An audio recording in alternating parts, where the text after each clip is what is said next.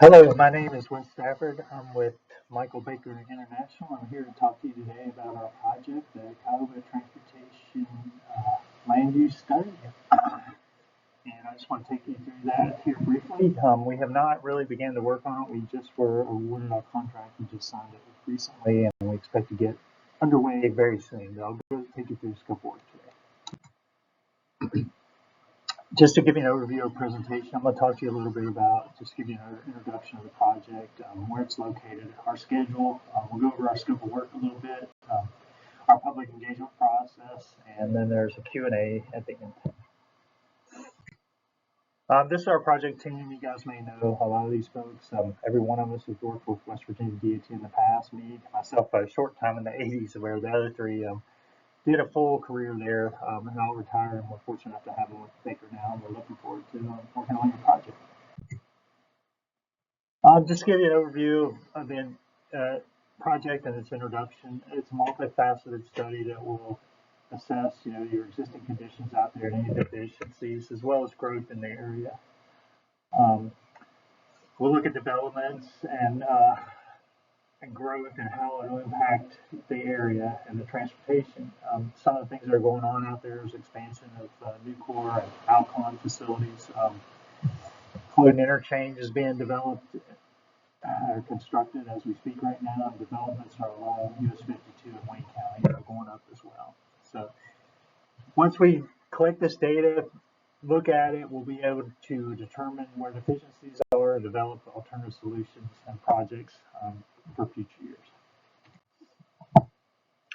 Project location is kind of the Cuyahoga MPO area, but the area that you guys really within the request for proposals asked for us to focus on are Alcon Laboratories, Nucor, and the Cloden Interchange. So those areas will certainly be looked at in depth and detail, but also we will take a look across the whole spectrum here and see if there's any other issues that we need to address.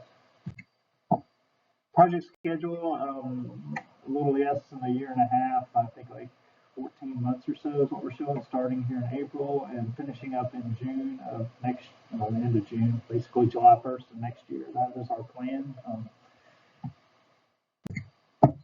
Scope of work items that we'll be doing. Step one, we're going to look at existing conditions and the asset inventory and just review existing plans and the recommendations, such as your long-range plan, your freight plan, and any improvements.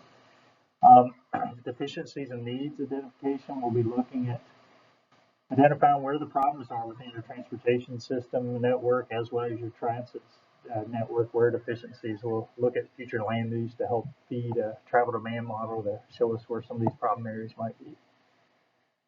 Actually, that's step 4, but step 3 is actually visioning with the steering committee to try to understand where the growth is and how do you see things developing over the next 30-40 years in this area, so we can feed the model to help us determine where future problems might be. So we'll look at that, the changes in the future land use, and model that information to develop impacts. Once we get the impacts, or we can develop solutions and then identify projects from that, ultimately ending with a final draft report in July of 2026. Public engagement, we just tried to identify some of the groups that we will need to work with.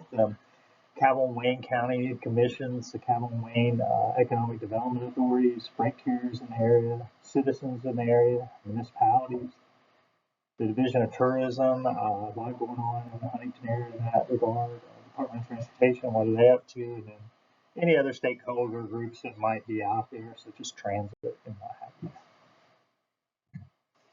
With that, it concludes my presentation. I'd like to thank you today, and I am available to answer any questions.